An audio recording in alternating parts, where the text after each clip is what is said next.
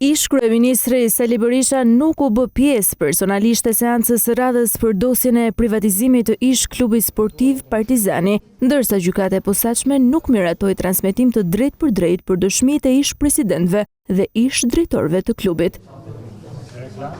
Afrim Tola ishte i pari që ul në karriken e dëshmitarit, nga ku deklaroi se godinat që u privatizuan ishin të amortizuara dhe se nuk mbante mend vlerën me të cilën u vlerësuan. Ish drejtori Bujar Labinoti dha të dhëna për gjendjen e terreneve, ndërsa deklaroi se në kohën kur klubi është privatizuar, ai kishte dalë në pension. Ish presidenti i klubit Partizani Albert Xhani ndërkohë ndryshe nga SPAK akuzoi Edi Rama në cilësinë e kryetarit të Bashkisë së Tiranës për ndryshimin e destinacionit.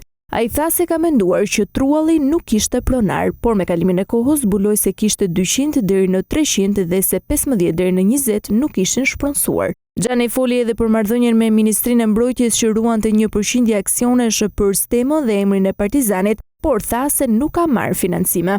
Në 2004-2005 jam vënë në dieni që toka ka pasur pronar, tha Xhani duke shtuar se ai ka bërë investime në kompleksin Partizani. Ish drejtoresha e Agjencisë së Kthimit të Pronave Dhurata Çela, si dhe Petrit Kullolli, ish topograf në Agjencinë e Kthimit të Pronave për Tiranën në vitet 2005-2009, dëshmuan para gjykatës për procesin.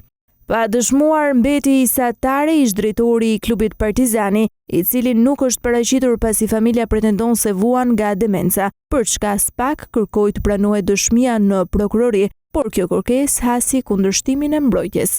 Në seancën e radhës pritet të dëshmojë Ylli Pango në cilësinë e ministrit të Turizmit, Kulturës, Rinisë dhe Sporteve të Shqipërisë.